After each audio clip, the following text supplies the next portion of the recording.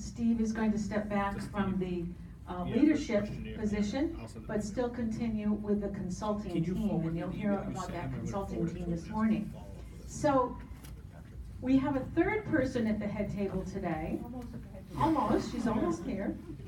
And her name is Maureen Marshall. All right, thanks. And she just recently retired from Quabbin as the superintendent. And she is going to step in as the assistant executive director. So, you know who we are. And now we'd like to hear who you are. So let's go around the room. We'll start here at Denise's table. Please introduce yourselves and tell us what you do in the district. Excuse me? Oh, I'm sorry. Al Buckley. I represent the town of Pepperell, Shoal Valley Technical High School, which is in Westford. Denise Pigeon, the superintendent at the Tech. Charlie Ellis, the presiding chair of the Shoal Valley Technical High School, and I represent the town of Littleton. Rick Pierce, I'm the chair of the Somerset Berkeley Regional School Committee. Deb Boyd, the Associate Superintendent of Tantascwa. Bill Haggerty, Vice Chair of the Tantascwa Regional School Committee and representing the town of Sturbridge. Mark Morris, School Business Administrator, Southeastern Regional, and a member of the Mars Board. Deb is also a member of our board as well. And Denise. Denise is a brand new member. Yes. Jeff Zanny, Superintendent of Berlin Boylston. Margaret Hughes, Chair of the Narragansett Regional School Committee, and I'm also on the Mars Board. Back table. Joy Blackwood, Superintendent, Silver Lake. Paul Zinni, Superintendent of the King Philip Regional School District. Larry Easer, Director of Finance and Operations for King Philip. Julie Kelly, Mars Consultant. Earl Woodbury, Superintendent, Debbie Garner. Ken Jenks, Assistant Superintendent, Eli. Ellen Holmes, MASC Secretary Treasurer. Also a member of the board. Bob Decker, Frontier Regional. Okay. Again, thank you, and thank you for coming. So this morning we're going to just do a quick overview of some of the of what Mars does, and then we're going to take a little bit of a focus on a couple of things that. Well, let me digress. We get a lot of questions that come to us by email, by phone call, and when we take a look at those questions, if we see a trend happening, then we know that we should give it a little bit of attention when we come together in meetings. And there have been a lot of questions about regional agreements recently, so that's why we're doing some focus on that this morning. But let's take a look first at the professional development that Mars offers. We feel it's very important to not only tell new superintendents, new business officials, and new school committee members what has to happen in running a regional school district. We also feel it's important that you tell them how to do it, operations.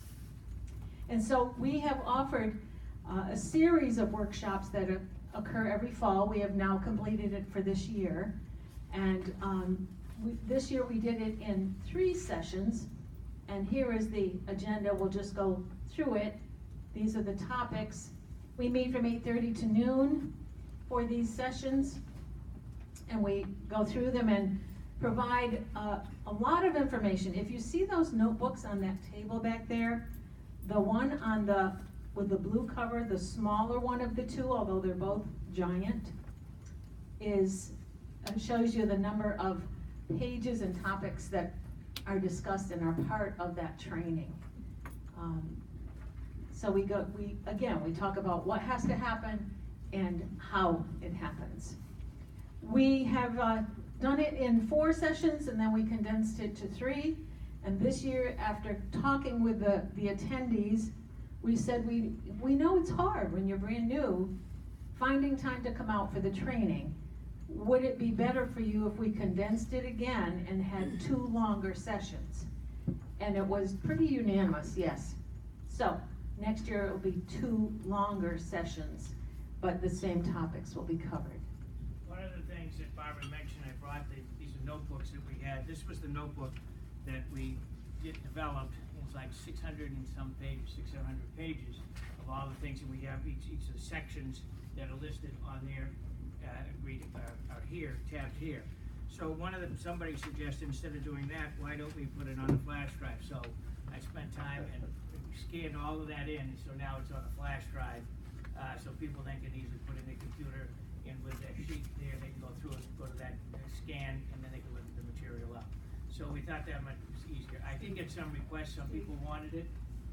Thank you. Thank you. Some people wanted to book, and it cost about $140 at Staples, so somebody wanted to do that one. So, but again, I think people are pretty happy. Hopefully, I haven't heard anything with the flash drive, seems to work out. Also makes it easier for us as we change things, we can add different pages to it, and we just go back and change the scan that's in here, so it's worked out pretty well. We had very good attendance, probably at least 15 districts came, not only superintendent, but business managers, assistant superintendent, school committee, so went through a lot of good discussions. You're next. End of year.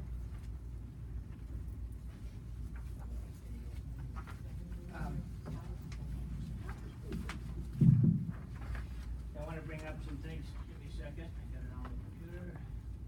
One of the things that we do, that we developed at Mars is the end of year report, which is a very important report. It's also going to be a very daunting report. For all of a sudden, new business managers come in, the superintendent hands them this little packet. The department says, here, the end of year report is due at the end of September. So what we've developed is a process. We work with Mark Abrahams and Mars, we do it together. And that we've been doing it 6 years now, and each year we have at least 20 districts coming in. We've had the City of Boston people, the auditors from City of Boston coming for training, understand how the end of year report's done. We go over step by step, and this is the model notebook that we put together, that we give them. And so what they can do is all the reports that you put in that you need, is whenever you're going to do an audit, whenever they're going to be audited, once the end of year report is audited, the auditors will ask, where's your source document? So we've given it in steps you do, and then organizing the material, the budget reports, putting them in by tab, and when they come, you can flip to it. Here's what we got, the numbers that we put in. We go over in 2 sessions. We have in June, which we come into half day, which we give them the notebook, and then we go through the steps that they need to do. Then during the summer, we send out an email, 10 emails, one a week, saying, here's what you should be doing now. You close your books, here's the reports you need to run. You need to talk to your SPED people about SPED transportation. Get that taken care of. Take all your transportation, your regular transportation with Schedule 7. Right now, Schedule 1 is all of the expenditures. Schedule 2 is regional schools assessment. Schedule 3 is all the schools. Schedule 4 is special education. 7 is transportation. 18 now is a survey of salaries. And then 19 is your next year budget. So we get the types of reports that they need to run and be able to put that together and make sense of it. If you see people come in, they just get blown away. How do you do it? So we have a PowerPoint, the steps you go, and then the emails that we send out. Then we meet in September, and at that point, in late August, the department has issued their end of year report. It's up on the portal, and we tell them, bring it down. We tell them, bring it down and save it.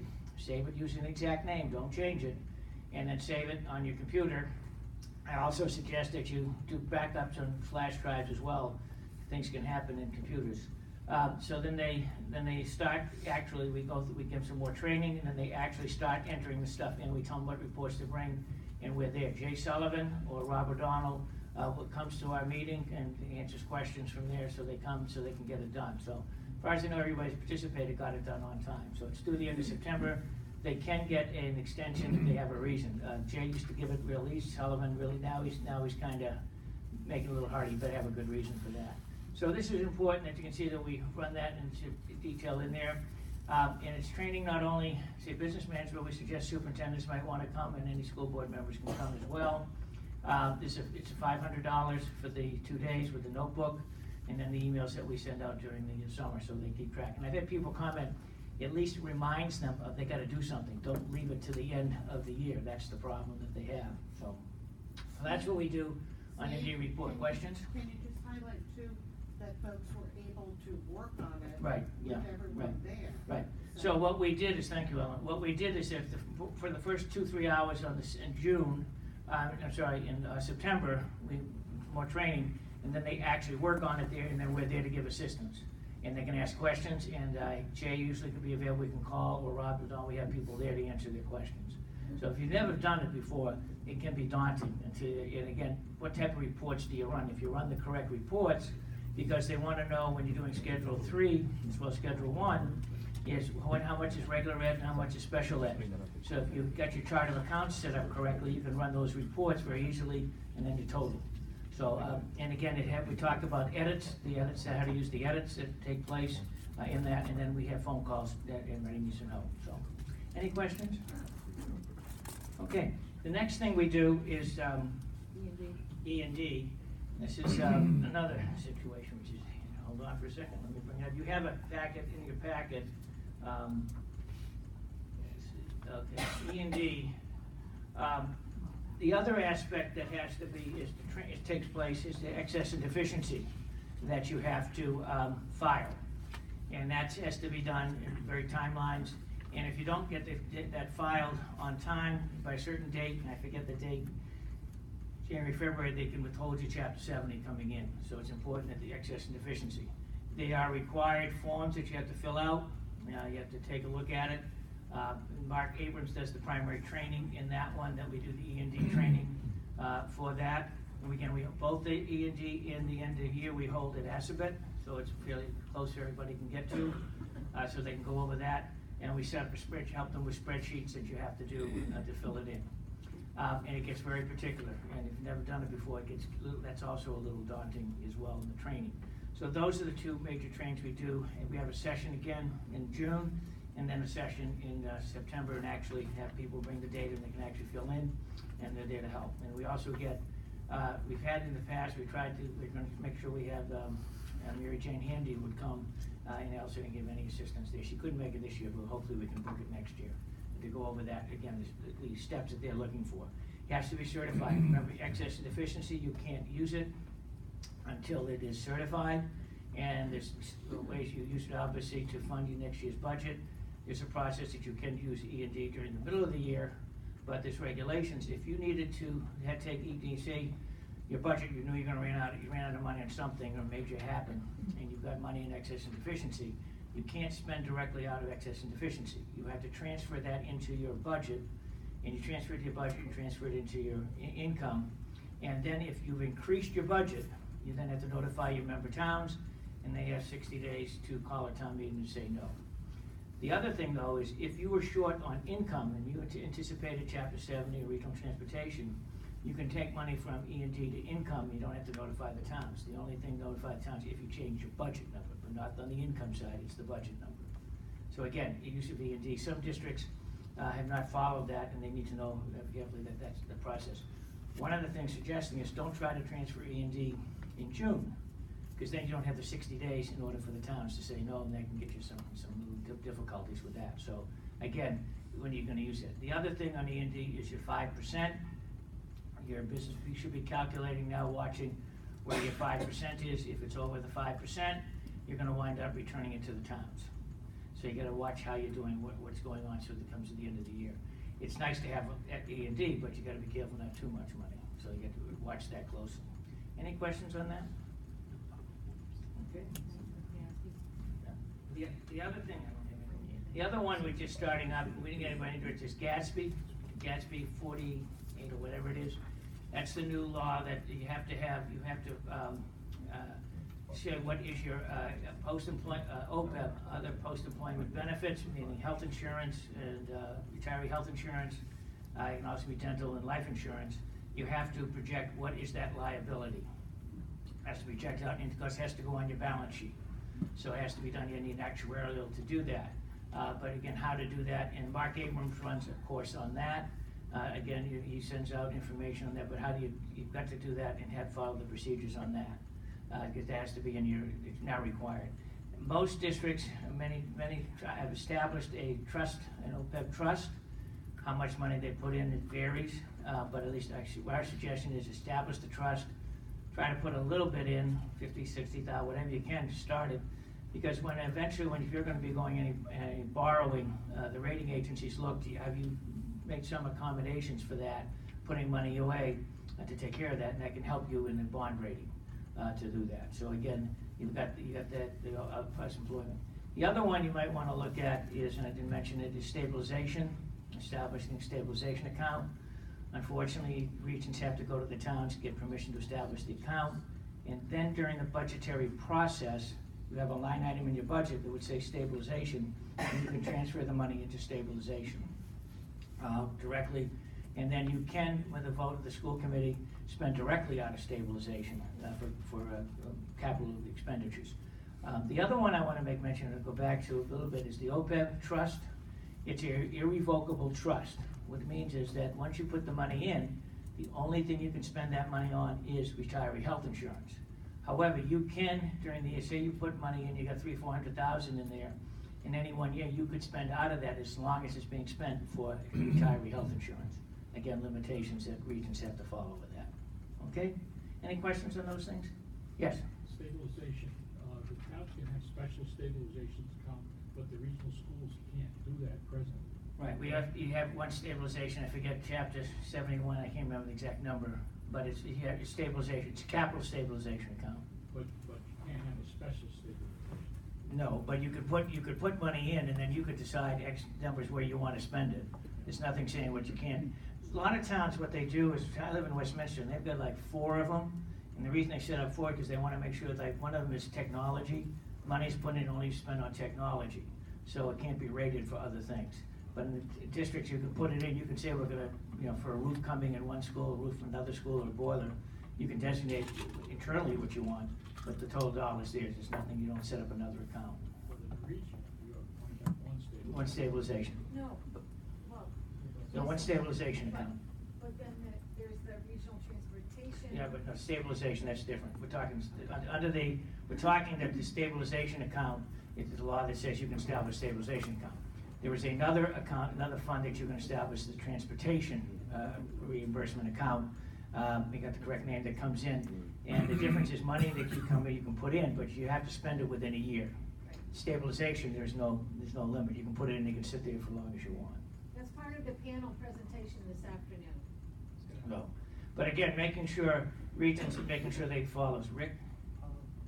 Wasn't there legislation to allow stabilization account for special ed? Yes, thank you. There's another one that, yes. There's another one that's stabilization for special ed, but there's some limitations on it for regions. It's primarily was set up for the towns so they could have it, and then the regions can set it up, but it involves more with the towns, and I don't recall exactly, but there's some limitations with that you can set up. What they wanted to do, it was MASC that was involved with the School Business Association. Business Association was involved because what happens is all of a sudden it was up and down. Someone moves into your district, $200,000-300,000. They want to put some money aside, so if that happened, they would have it. And it would be dedicated just for the school. So that account exists. I'm not sure how many regions are using it, but I haven't heard too many, but I know towns have said that. But again, there's limitations. And we'll have to put that up again and find that again. Thank you. And so we can get some more information out on that again. So, yes, Bob. The reason I asked the question is we are involved in doing a bunch of capital improvements around the buildings and grounds, et cetera. And we want to tie that money so it can't be used for anything other than fixing the buildings and grounds and the track and that sort of thing. And we're told we can't have but one stabilization account because regional school districts aren't allowed to have a special stabilization. Right. But again, the school committee can just say, we're not gonna spend it that way. Don't necessarily believe we won't steal the money. Yeah, okay. Well, the only thing is the selectmen, you had to get the towns to say, okay, to establish it, and then through the budgetary process, you're putting money in, so. Yes, Rick? Isn't the stabilization account required to be spent only on capital? Yes, right. So they can't spend it as part of their general budget. If they establish the stabilization account and put money in it, they have to spend it on things like he was describing. Something Correct. bondable. Yes, Right. yeah. For what you could borrow, basically what it says that you could borrow. Now, sometimes what they suggest is, and Jeff Wilson was saying this, if you knew you had a $500,000 roof for some project, If you put $100,000 away every year, now you've got the money and you can spend it, but you're gonna spend it, because you could borrow, but instead of paying interest, you're gonna take the cash you've got it, so you can plan ahead. That was the idea of that, so. Okay, the other thing we wanted to, one of the other things, any questions on those items that we've got? The other thing, one of the things that we talked about, and we give out to you, Mars Consulting, and one of the things now, we're involved with updating regional agreements. We've got about 4 of those that we're working with. And I wanted to, I got a quick PowerPoint just to show you a process that to go with. One of the things we're finding is number of agreements from 93 is the key point, and some of them not updated from that. Just so you know, there's nobody out there, there's no regional police looking at regional agreements. It's when things come up in your town and how you're doing things, or if you need to change, and then it has to be approved by the Department of Education. So let me pull that up and we can go through that.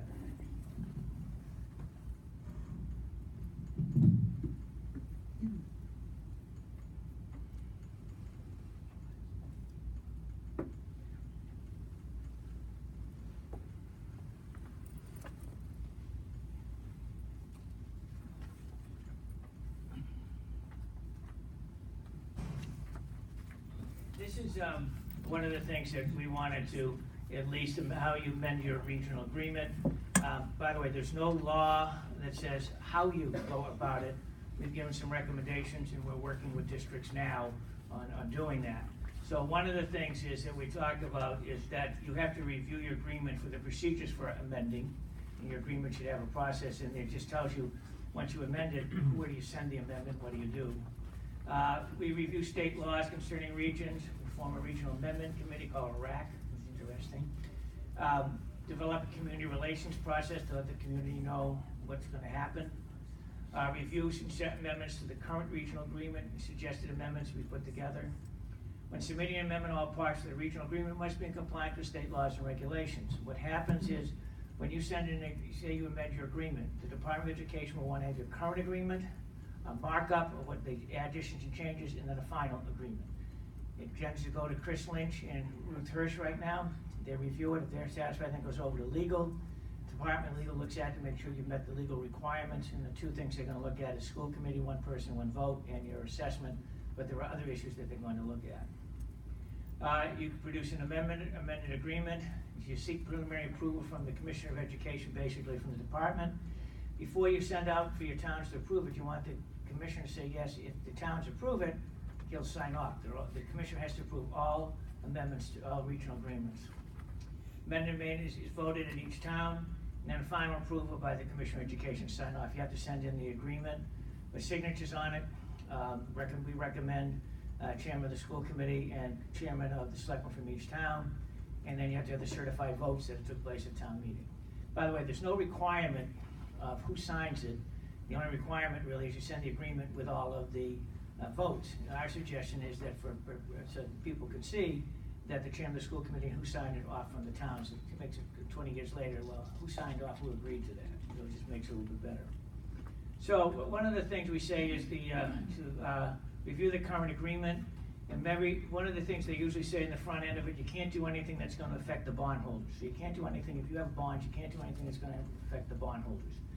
By the way, what happens is the agreements we're finding now, the first agreements were written in the late 60s, and I think McCann, which is out in North Adams, is one of the first ones. And interesting, if we take a look, everybody seemed to follow that pattern right through, the same pattern. So the wording on those was the same, so they got it approved. Then you have an amendment section that talks about it. When the amendment proposed, it has to go out to the towns have to vote at a special or regular town meeting, and then they have to come back to do that. State laws, regional agreements address all sections 7114B, and the review would make sure that all required sections are up to date and addressed. One of the big things is prior to 93, people were assessing their member towns on a per pupil basis. After 93, it changed, and that you now have to follow a statutory method, or you have an alternate method that has to be defined in the agreement. Governance, this is a big thing, 1 person, 1 vote, and under 7114E, there are 5 different ways that you can become compliant with that, and you have to be one of those ways. You can be proportional voting, you can do, district-wide votes. It all explains to you what happens, you can take a look at that. And then the assessment method, statutory, or an agreement method. One of the interesting, we're gonna talk a little bit about the difference between the two at 1:50 today. One thing that happens when the end of year report, Schedule 2 asks, do you use the statutory or a agreement method? And we don't, and so many people send back an agreement method, which they're really using probably statutory, but they don't know it, so this is where defining the two. And just because they saw it written in the agreement, they said it's agreement method. So I think Jay and I've got to define that a little bit better, but those are the two big things, governance and assessment, that you have to make sure are correct. The one person, one vote options for elections to school committee. Now, as I said, there are 5 ways that you can be in compliance. That's constitutional, that's court law, the Constitution reviewed that, the Supreme Court. And the reason you can take a look at it, right now, every 10 years, they have to redo the congressional districts, one person, one vote. And they have to be like 500,000 or whatever that number is, each congressional district, equal numbers.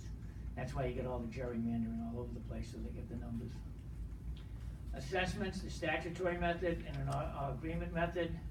Statutory is very well defined. You can come this afternoon, we'll talk about that.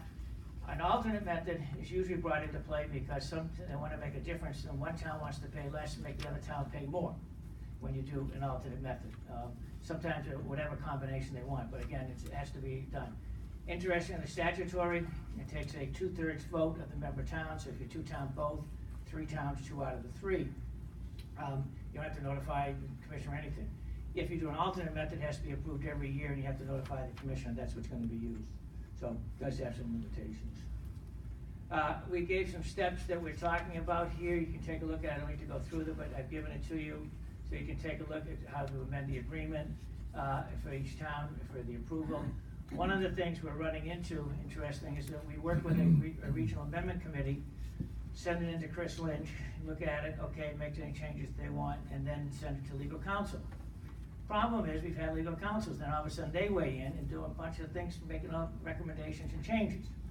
So I had a conversation the other day, Monday, with the department saying, our feeling is, we'll work with the regional amendment committee, come up with what we think, then send it to council, let the councils weigh in, then make the changes, and then send it into Chris Lynch with that one. So again, you gotta make sure legal counsel, because when you go to town meeting, somebody's, the first question they're gonna say is, did council just kind of recommend us signing this agreement? So you gotta work with them.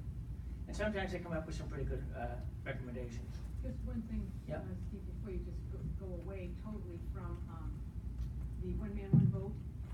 This is something that, at least from my perspective as a superintendent, has always been problematic in that they adhere to this except for the 2/3 vote of approval.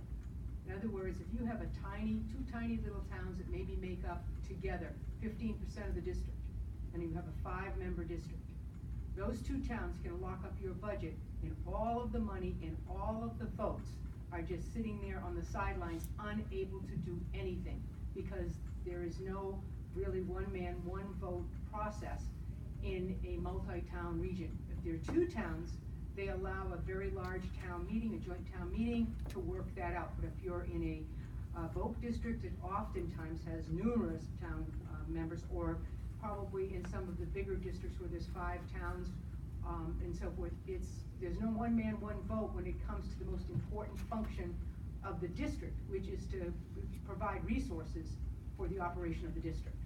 So we have had those conversations legislatively with Ann Goby and others. Of course, everybody says, yeah, but yes, the way it's always been. But if you really look at it, it does not comply with the one man, one vote situation that everything else that we do has to comply with.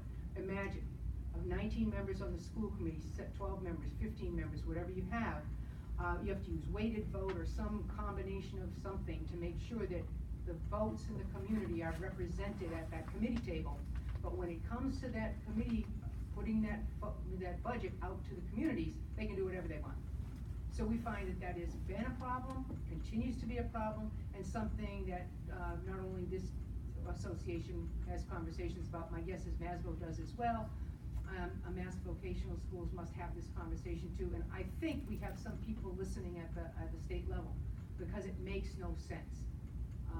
And just because it makes no sense doesn't mean they won't continue to do it, but just to let you know that we're sort of on that, you know, we look at that, we have conversations about that, and hope to support the larger districts with multiple towns in giving them an opportunity or a way in which that they can indeed, you know, provide one man, one vote for, you know, voting their school budget. What Maureen's referring to is that on the school committee, what the representation, there's 5 ways to do it. Then the law says when a regional votes their budget, you have to have 2/3 of your communities to say yes. And Maureen said it doesn't matter the size, at that point size is not an issue. In her case in Quabbin, there's 5 towns and 2/3 is 4, not 3. If you were 4 towns, it would be 3. So that's the problem with that happen. So that's the difference. What is that a one person, one vote issue? But that was the law is now, so you'd have to change that somehow. The only thing is sometimes you can say for when you get a former region, that the smaller town says that their protection at least, they could say no and maybe not be forced by a larger town. So that's what they look at it. So I mean, there's different ways that you can look at it. But again, I know it's caused a number of times issues there. So just back to that, if you the final steps and that you have to do that, selectmen place the article, they approve or disapprove it. If they disapprove it, one town disapproves it, then you're back to the drawing board. And then if it's approved, signed amendment, certified votes, and then goes to commission for the signature. So again, following that procedure. Any questions on that? So one of the things is that we talk about is that they take a look, we suggest strongly, is that they have a community relations program plan, so when the committee's done it, when they go out to the communities and get feedback and following what the issues are with that. I know when I was the interim superintendent at Somerset Berkeley, where Rick is, and we went out like 3 times for people to see that agreement, and finally we got to town meetings.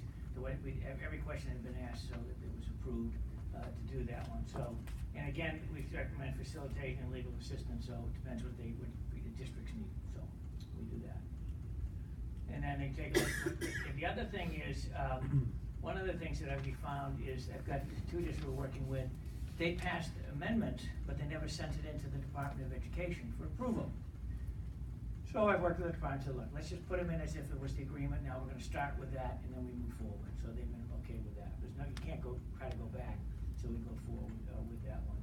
And we also call them and say, what do you have? And that's where what they have and what the district has sometimes doesn't match up. So again, districts really didn't realize that it's really important that you have to deal with the department to do that. I have found them very helpful. They have oversight responsibility to make sure, but it's been helpful to get it so it goes. There's also a lot of times in agreements, there are issues that with towns that you need to put in for a town to say, yes, we'll agree, we want some protections.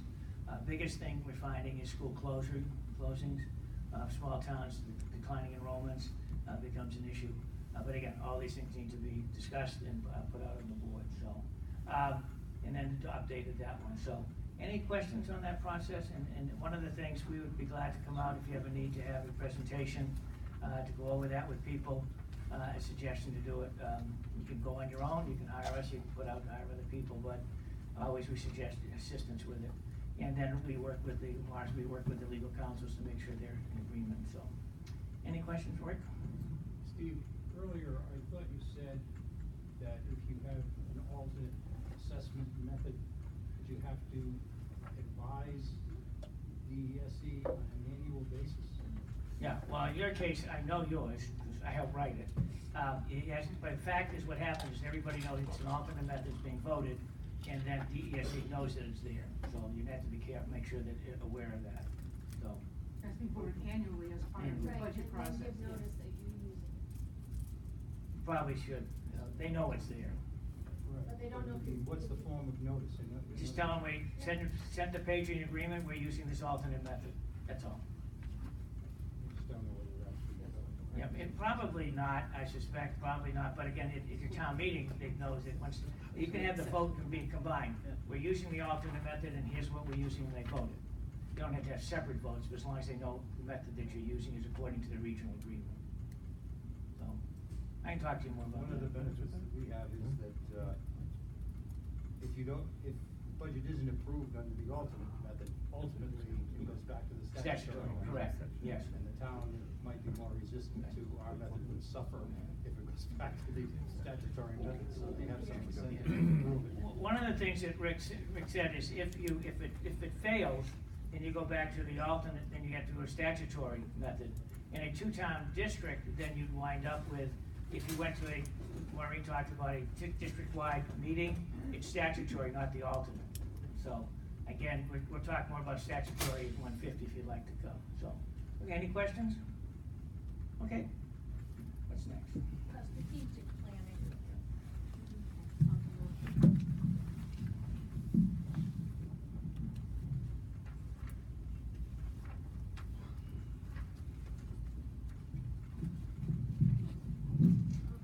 Another area where the consultants have been called on to work with districts is in the area of strategic planning.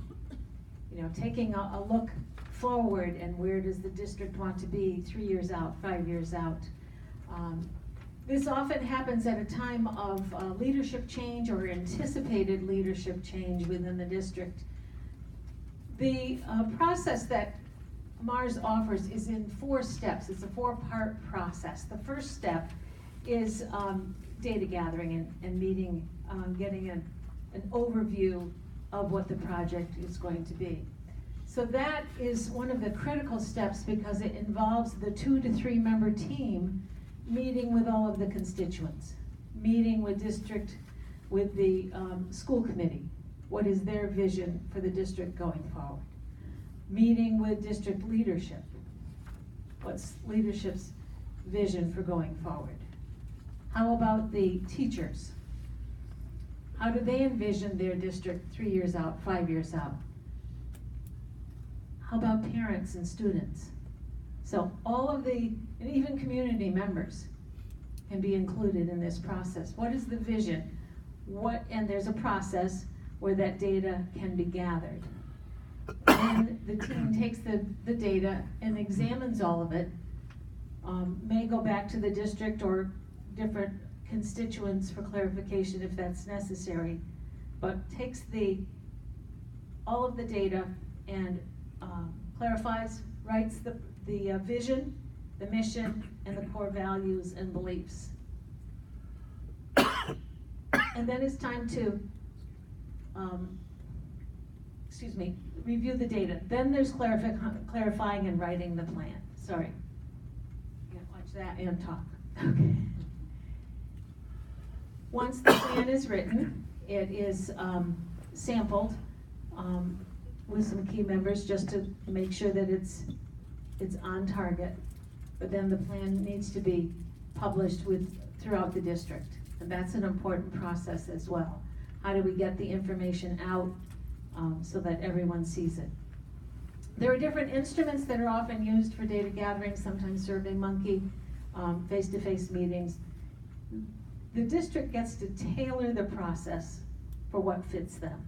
And that's a key feature of what MARS offers for strategic planning. Questions? Okay. Are you next?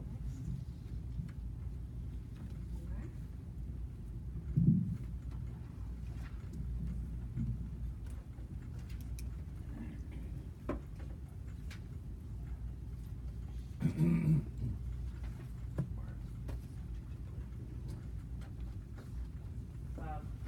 One of the other things that we do provide is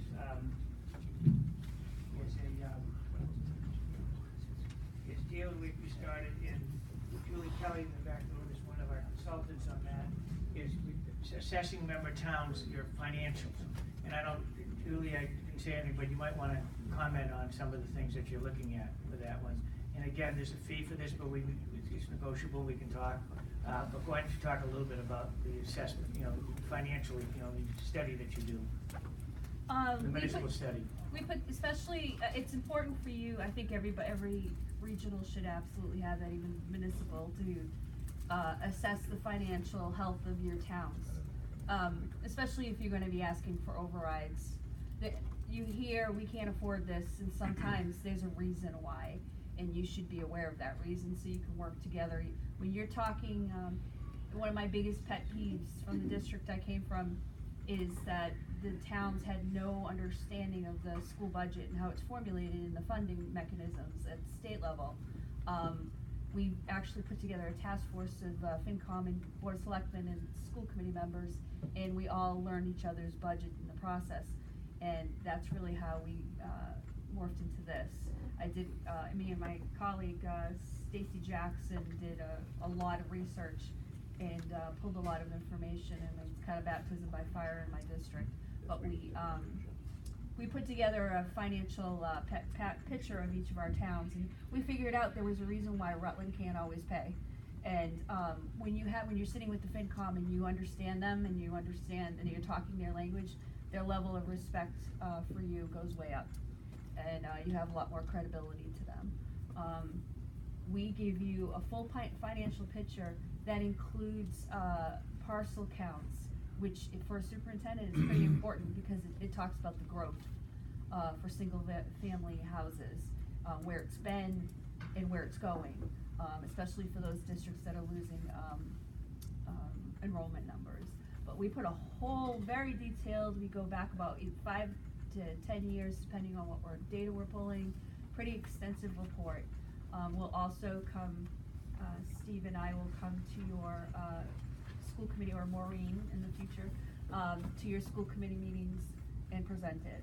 We went to one in one district and they asked if we could present it to the FinCom and selectmen, because there was selectmen in the audience. They were very impressed.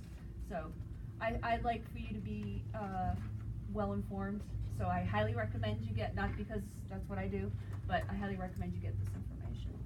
So again, if that's something that you were looking for, we can help provide that to you as well. So that's one of the things that we deal with on that. The other thing is we have come out to districts and asked for presentations on different subjects or consultations with us, and at no cost, because you remember, we're glad to come out and do that. Come out and explain updating the regional agreement process or other types of things that we have discussions on. We go out and do presentations with districts. So again, we're available to do that as part of your membership with Mars.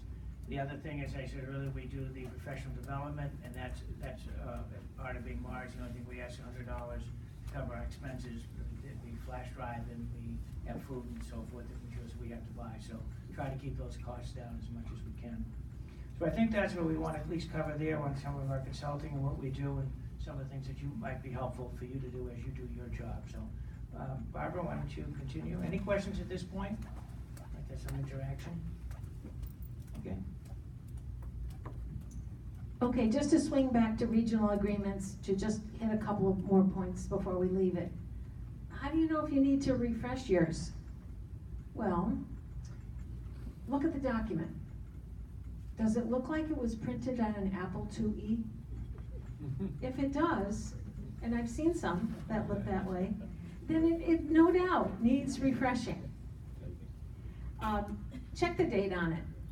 You know, has it been within 20 years? If it hasn't, it probably could use a good overhaul. But as Steve said, there's no police out there checking on it. But if you want to make changes in your district, or if you want to amend that agreement, it's kind of like you want to update the school, but in the process you have to update the wiring and the plumbing. You know, it all has to be to code. Your agreement has to be to code before you can amend it. So, what do you have to include and what's optional? Well, the last 2 pages of your handout have to do with regional agreements. The first one looks like this. It gives you a quick list of what needs to be in a regional agreement. And Steve has talked about many of them. And then at the bottom of the page, it gives you some optional information that also can be included in a regional agreement. So if you're thinking about it, or just want to know, to do a temperature check on your own regional agreement, here's a quick sheet that you could use to do it. Another way that you could check on it is to use the document provided by the DESE, and it's on our website, as is the Both of these documents are on Mars website. But we gave you the first 2 pages, front and back, of a 16-page document that DESI puts out that guides you through the updating of your regional agreement. So again, you can take a look at that very detailed process as DESI sets it out too, to see, you know, is this going to become a medium priority, a high priority, or is it going to remain on that back burner while you tend to some other more pressing things? But this should help you make those decisions. Questions? Okay, yes. There's one item here about possible items to include, which is capital maintenance plans, which is something I'm really Yes. hung up on because we have a new high school and we don't have a capital maintenance plan, and I've really been pushing for it. But what kind of language would you have in a regional agreement that would address capital maintenance plans? Just requiring them to have one, or is it more detailed than that? No, you would not want the detail of a specific plan. You would have umbrella language about having a written plan. Yes. It needs to endure the test of time, and a specific detailed plan would not. It would expire when the project's done. Anything else on that? Okay, let's switch to a different financial focus to wrap up our session for today. Got it?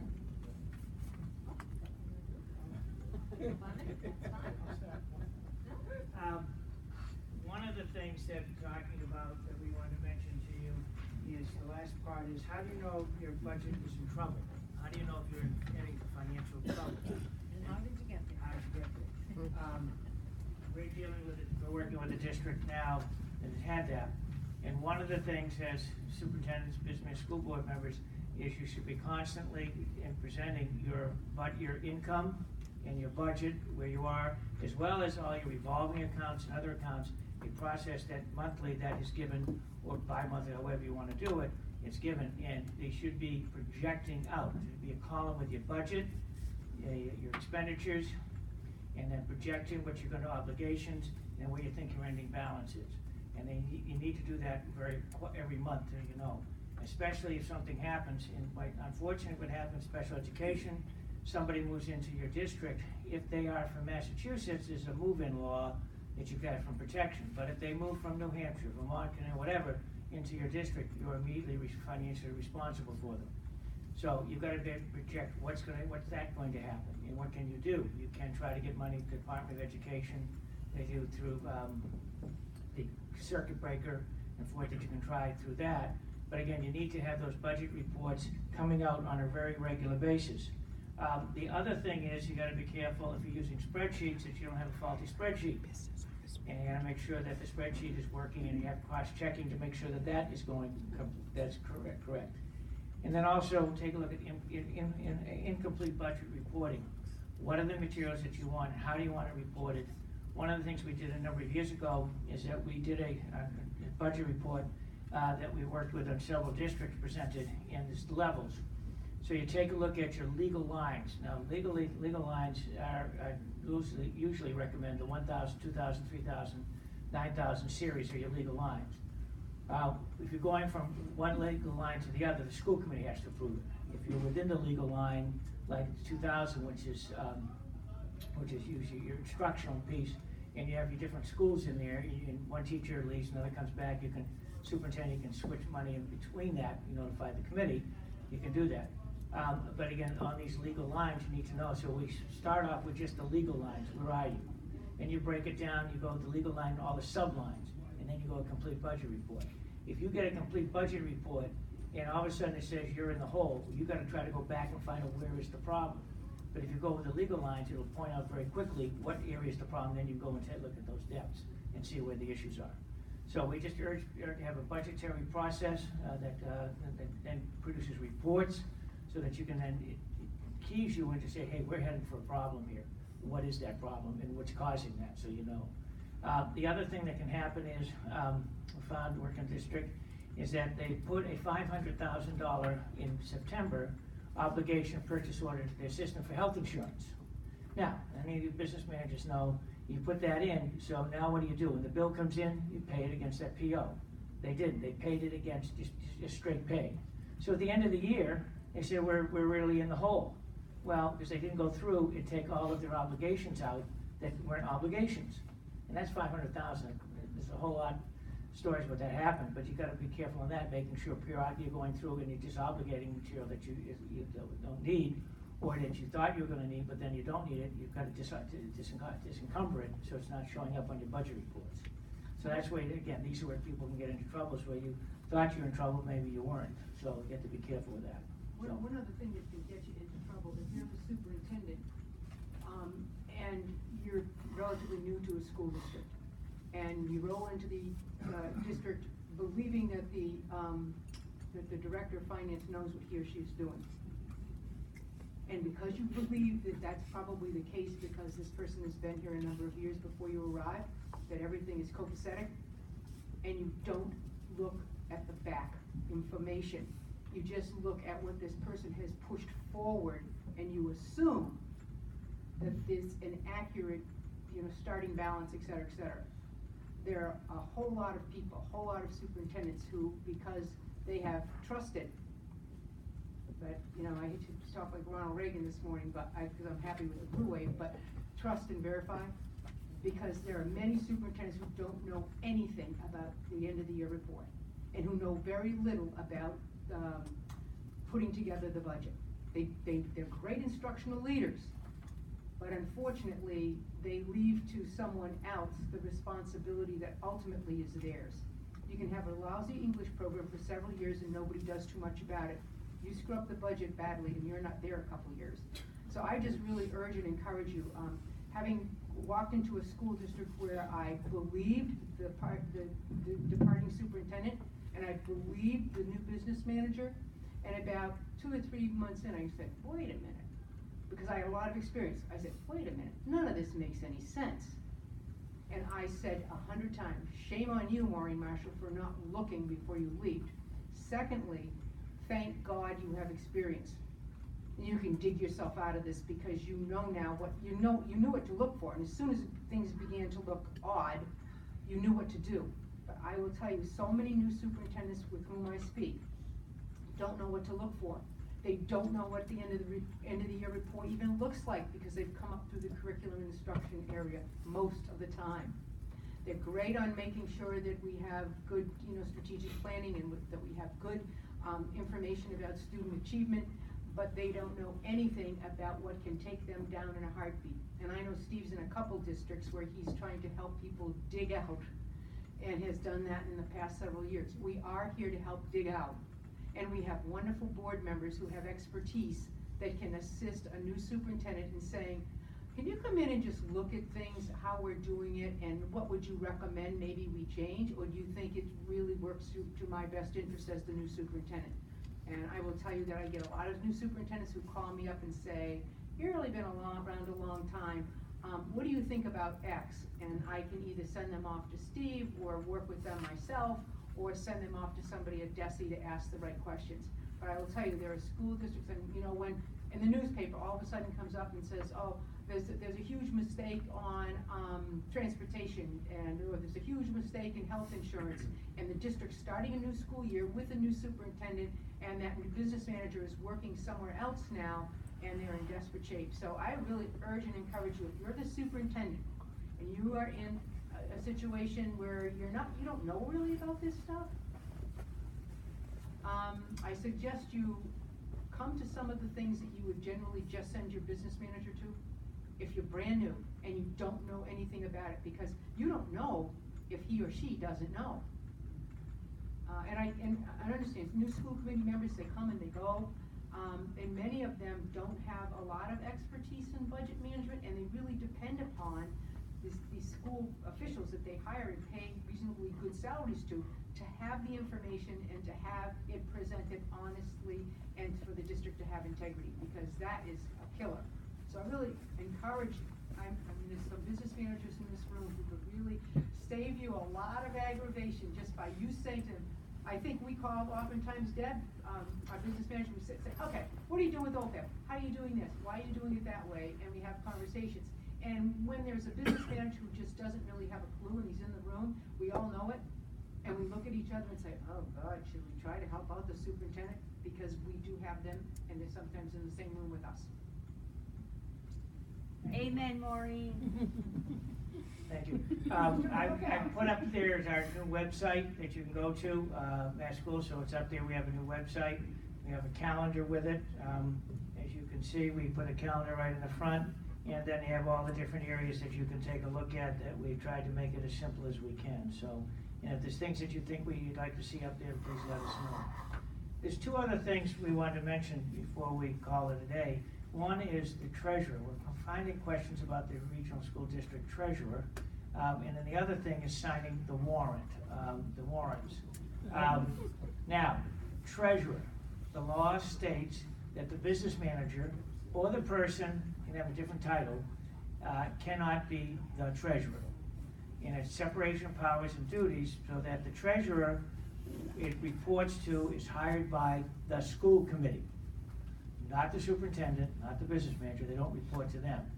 So you have to have, it sometimes small district becomes an issue, but you need separation of powers and duties. So the treasurer reports directly to the school committee. The only thing that when my district and I was in Narragansett, the only thing we put in when the treasurer, that the superintendent was the daily supervisor, was to make sure the treasurer showed up. If the treasurer didn't show up, then the superintendent could report it to the chairman of the school committee, and then they could take some actions. The school committee aren't there all the time, so they don't know if the person's doing it or checks bounced because transfers weren't made. But it's districts are having some issues on who can be treasurer, and then also the assistant treasurer becomes an issue that the assistant treasurer can't report to the school superintendent or the business manager. So it becomes an issue. And by treasurers, each district, it varies on what their job is, how many hours a week. And some of them just maybe signatures, but others are coming in, and again, they're responsible on that. So that's an issue that you want to take a look carefully at. The other one is the signing of the warrant. The law says that the school committee can create a warrants committee of 3 people. And they can then sign the warrant in between the school committee meetings, and then the payroll, and they can go out. Unfortunately, came up with the problem is that, and this came out because they, 3 years ago, they passed a municipal bill that stated that one person from a town or city could sign the warrant, it could go out, and then it would go to the full committee as a review to the full committee. It said city or town, it didn't say city or town or regions. The regions weren't in that. We've been trying to see if we can get that added. I don't know how far we've gotten with it. But again, is what happens is if you have a warrants committee, legally, they are supposed to post the meeting, time and place. The 3 supposed to come in and sign, and then they close it and they're out. I will say, we used to do, we call the boards committee and they come in individually. Some of them working full-time, they come in individually, review it, sign it, and then we had our 3 and we were all set. So it's still an issue right now. Only time it becomes an issue if someone raises an issue about it. So I'm just saying that's what the law is. So yes, Rick, and then Bob. At a previous meeting that we had, I asked a question of the person from the Department of Revenue. I was supposed to follow up with a letter and I never did. Yeah, okay. I confess. She's coming today, we think. So. I should ask her again, because my question was, when I read either the statute or the regulation, it sounded to me like you have to approve the warrants at an open meeting. And our practice has been that the committee members just sign the warrants. And when I proposed as the chair that we approve the warrants at a meeting, I got all kinds of resistance from my committee.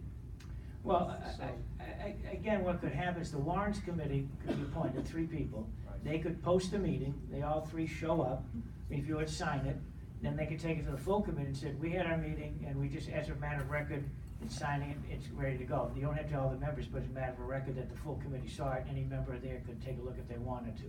They could review it. So I mean, that's that would be the issue that you'd have to follow. The open meeting law is the one that kicks in. Right. But the alternative to having a 3-member committee is to have the entire committee approve each warrant. Correct. And so my question was, does there actually have to be a vote at an open meeting to approve the warrants? Because our practice has been that we just sign them. Well, that's a good question. It could be noted that the members signed, that you had a majority of members sign the warrant and out it went. Again, it depends what your practice is. Bob, you got a question? Well, the biggest problem I've seen is the school committee never spends the time to actually look at the warrants. And most of them sign it, never look at it, don't even have the voucher attached to it. So it's just like giving money away. Well, There's yeah. no real control, and it's bad. Well, each school committee is responsible. I know that. Yes, sir. Charlie Ellis from Neshoba Tech. We recently, went down the path of a warrant subcommittee. We use board docs. So every meeting's posted. We meet, we sign it. The chairman is responsible to be part of that committee, as well as the business manager is present and the superintendent. We do go through the warrants and the reports. We vote, we accept it, then it comes before the full committee to accept the report as given.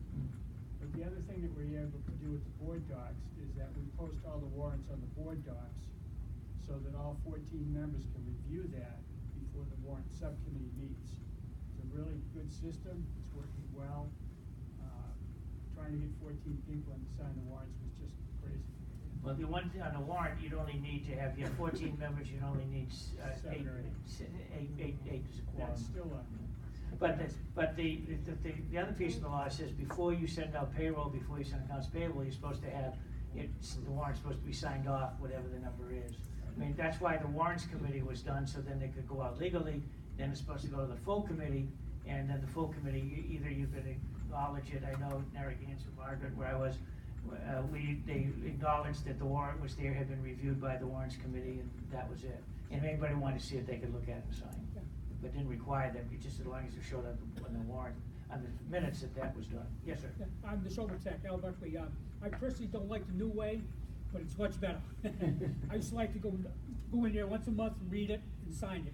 But this way here, it's streamlined and it's much better overall, even though I personally don't like it, I'll admit it. But it's much better, because I don't have to drive 40 minutes to sign a piece of paper, then go back to work. You know, which is encumbersome, but it is much better. So every region has to come up with it, you have to be in compliance. The problem is nothing's gonna happen until somebody drops the dime. And one of the things that Chris Lynch always tells us from the department, Christine Lynch, from that, if your school committee is not in compliance, one person, one vote, then if someone wanted to take you to court, they could say that every vote you made is illegal and what you did is inappropriate and it should be null and void.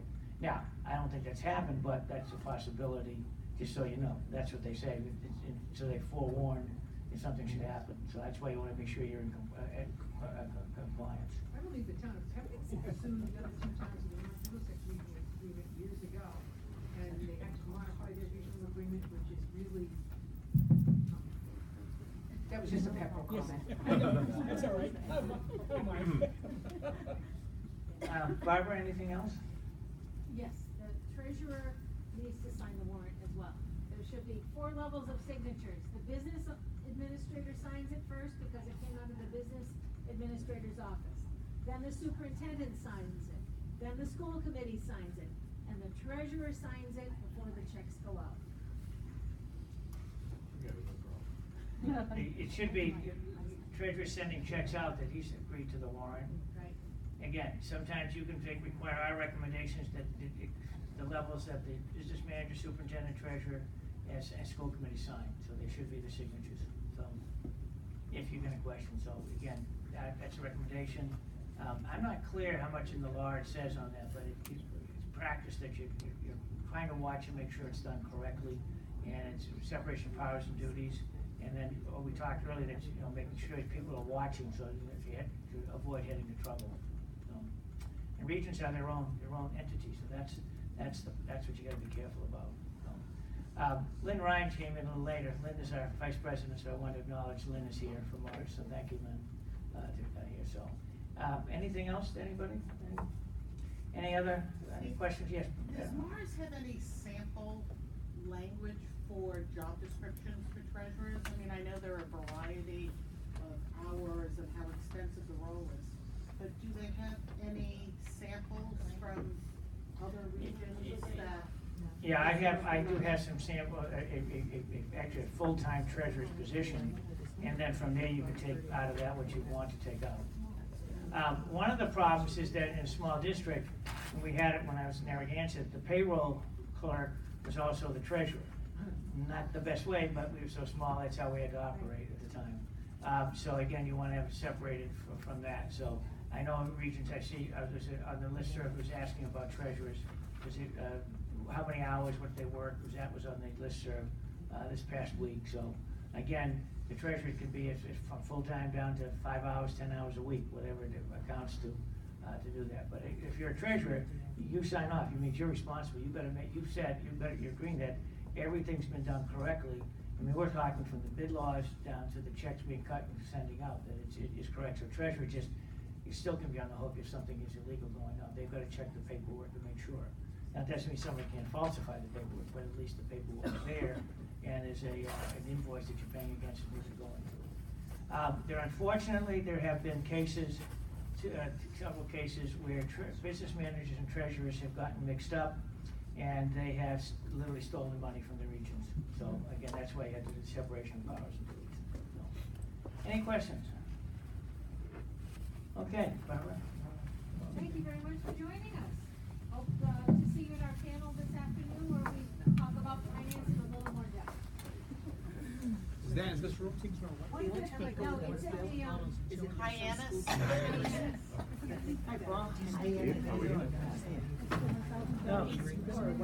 In the region now. Apparently. Nice, I haven't